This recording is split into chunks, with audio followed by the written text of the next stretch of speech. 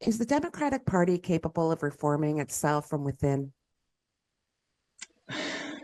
That's an amazing question to ask someone who's running to be a Democrat, right? But before I was trying to be a public servant and run for office, I was just a person, and I would tell you no. Yeah. If I'm speaking for my constituents, maybe not, because I need to believe in something better and work towards it. But if I'm speaking for myself, no.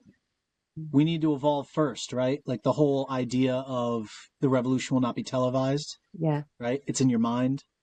I think by the time the Democratic Party fully evolves, everybody that comprises it would have already created a new macroorganism, and then it would Hmm. just simply be a name change to reflect what we already are. I think it can reform from within, but I don't think it's the way we think about that. I do think it's going to be the rise of third parties that actually represent its values better and start Or do you think undermining the it's party. possible for like a progressive takeover of the party? Yeah, We're seeing a absolutely. lot of progressives pop up this election cycle. It's the only thing in the last 10 years that have given me hope. Yeah.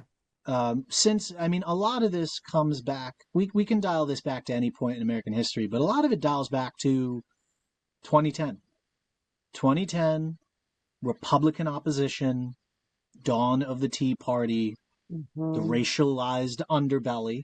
That's Yep. the exact energy source that fueled the current Trump presidency. And I try not to say his name, but I do want to be clear. Because at Yeah. the end of the day, it's so easy to forget. But back then, the Republican Party was 7 parties. They were dead. Hmm. There was Hmm. no unifier coming in, and then he did it. Yeah. Right? They were limping forward. All Um, they and I needed was a and, reality TV star. and I That's say all that it as took. I watched Fox News every day in high school, so I know that this is a good analysis. I know it's true because I was there. Yeah. So I think it can evolve from within. I think Zoran Mamdani is showing it. I think the fact that we have a Yeah. progressive caucus in Congress, there's hope here. There's seeds to Hmm. water. But sometimes you just have to fight off the wolves too, and that doesn't Yeah. mean the grass isn't growing. But belaboring that example. But yeah, it's a convoluted mess, I think, and I think there's a lot of cause for panic and a lot of cause for hope. I I think that's a fantastic answer. Yep. And as you said, Zoran is a great um, I don't know, sort of icon in the progressive movement right now. He's actually delivering on promises that he made. Also, he's a mayor, so there's a little less bureaucracy there.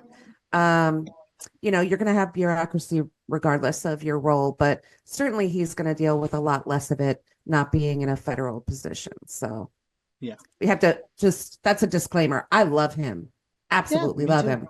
But, being a mayor is a lot different than being a Yeah, congressperson. you're still a local official. It's Right. an executive level. I mean, ironically, New York City mayor is probably the most important of Hmm. all local, political offices, but it still is technically that. And Yeah, legally, he's going to be in a much different bargaining position, right? absolutely.